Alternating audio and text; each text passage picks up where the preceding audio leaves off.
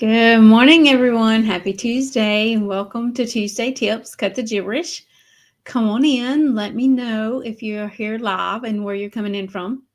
And we are streaming in various different places. So if you are watching us on YouTube, go ahead and click that subscribe button or ring that bell so that you can be notified every time that we do go live. I'm excited to be here with you today, and we're going to talk about email newsletters. Very important tool to have in your tool belt if you are a business owner. So let's dive into email newsletters. Do you have one? Do you send out an email newsletter on a regular basis to your clients, those you're connected with, those that you have asked permission if you can put them on your email list? If you're not, you might be missing out and possibly losing some business because there's so many different things that you can share in an email newsletter. Very beneficial things, with your audience. So setting up an email newsletter can open so many opportunities for your business success. So if you don't have an email newsletter, if you'd be interested in chatting and learning how you can set one up, a specific platform, there's different platforms out there you can use to set up an email newsletter. Let's have a conversation. Comment below this video or send me a private message, and I'll be happy to have a conversation around newsletters with you. But some of the benefits to having an email newsletter include increased engagement.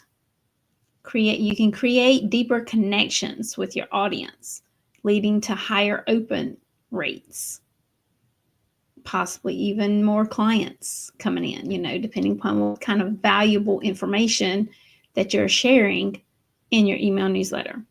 It can also enhance visibility, keeps your business top of mind with regular engaging communications delivered directly to your subscribers' inbox.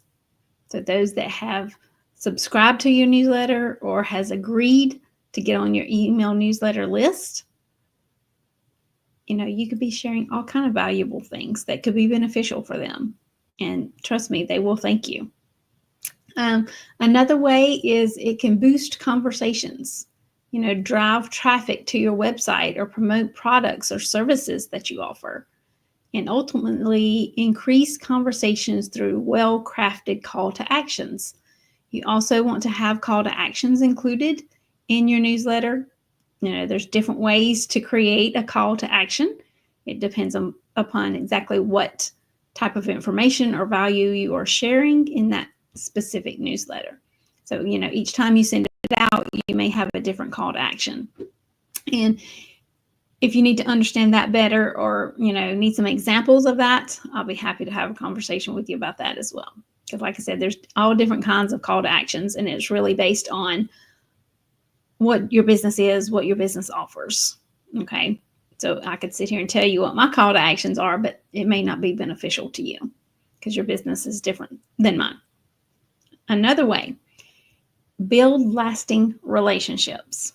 And guys, I cannot emphasize this one enough because building those relationships is building your business. Okay. And that's just the bottom line. If you build lasting relationships, then you are building you're setting your business up for success, for sure. It helps to cultivate trust and loyalty among your subscribers by consistently delivering valuable content. Those subscribers that are on your list, if you're consistently delivering valuable content, they're going to continue to open and read your newsletters because they want to see what you're sharing, right? Lisa shared, XYZ last time she sent out her newsletter. Let me see what she's sharing today, right? They're going to be eager to see your newsletter come into their inbox and be eager to open it and read what's in it, okay? Another benefit is time and cost efficiency. Email newsletters offer a cost-effective way to reach a large audience in minimal investment. The platform that you use, whichever one you choose, to create your email newsletter, you could possibly use it for free. starting out.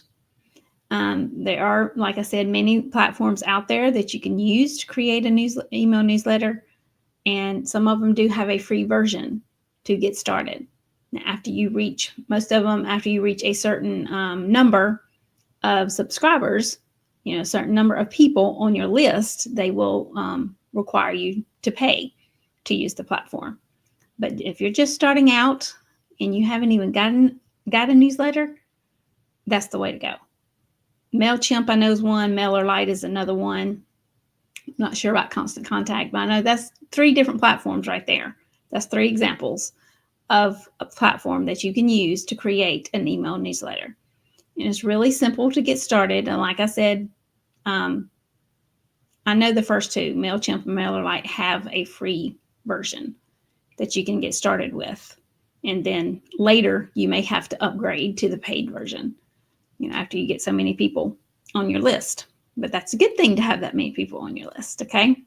So make the most of your efforts when you're building your email list. Build your subscribers. Increase the number of people on your mailing list will increase its impact, okay?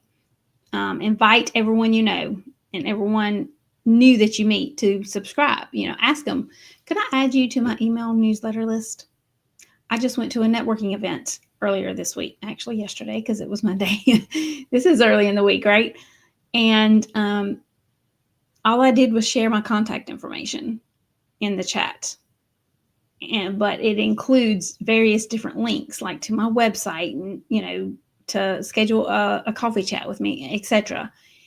And before I left the event, someone commented and said, Lisa, I signed up for your email newsletter. I didn't even ask them. They just did it because they think I would share value that might be beneficial to them. So they signed up for my email newsletter to start receiving it. I send mine out twice a month. You don't have to send it out twice a month. Some people start out just sending out once a month, and that's perfectly fine. I've been in business for 6 years, so there is a lot of different types of content I can share in an email newsletter. So mine does go out twice a month. So let's go back to our benefits over here, or making the most of your efforts sending out your newsletter. Take advantage of social media as well. You can also use the content that you put in your email newsletter. You can break it down. Like if you put a specific article, okay, in your email newsletter, you can break that down into social media posts and put it on your social media platforms. So, you can set up posts like on LinkedIn or your business Facebook page that links to the article itself. You can also put the article on your website as a blog if you choose to, if you have a website, and that will expose your newsletter to people who are not currently on your mailing list, your email newsletter list, okay? And who knows, you may even get a few new subscribers, from doing this. So think about that. You could write one article for your newsletter, okay? Send it out at the beginning of the month or whatever time of month you want to send your newsletter out to whomever is on your email list. If you want to add me to it, that's perfectly fine. I don't have a problem with that. Those people will read it, and then you can take that same article and break it down into social media posts. Like you could just create one post from that article and put it on all your platforms. Like if you're on multiple platforms like I am, you can create one small social media post from that content in that article and put that post on all your different platforms. That gets more of that article out to more people, because even people that aren't on your email newsletter list are going to see that social media post, right? That might encourage them or make them want to sign up to be on your list. If you have a website, you can also put that same article on your website as a blog. So those people that are going to your website can also read it, because that might not be the same people that's on your email newsletter list, right? And the last benefit or the effort that you want to make is to publish regularly. This is the power of consistency. Okay. Regular publishing helps subscribers remember who you are and what you do, both of which contribute to word of mouth and referrals. When you publish an email newsletter consistently, it's impressive and people definitely notice. So if you're trying to build your network, start to get referrals and build those relationships, email newsletter is a good place to start because there's so many different ways that you can use that tool. Yes, your email newsletter can be a tool for you, for sure, to help grow your business. So if you don't have an email newsletter, you are missing out.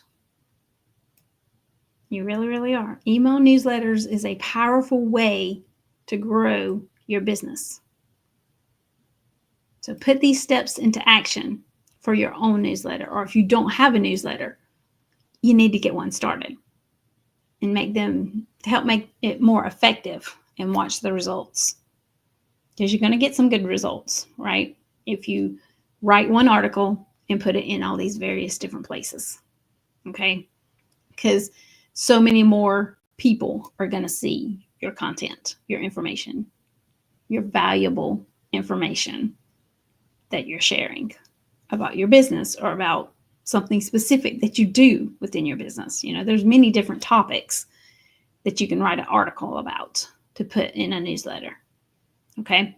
Again, if you have any questions around what I shared or questions around a newsletter, please reach out, comment below this video, or send me a private message. I'll be happy to have a conversation with you a little bit more in depth about newsletters, how to set them up or, whatever you need help with. I'll be happy to have that conversation with you. I hope everyone has a great week, and I will see you again soon.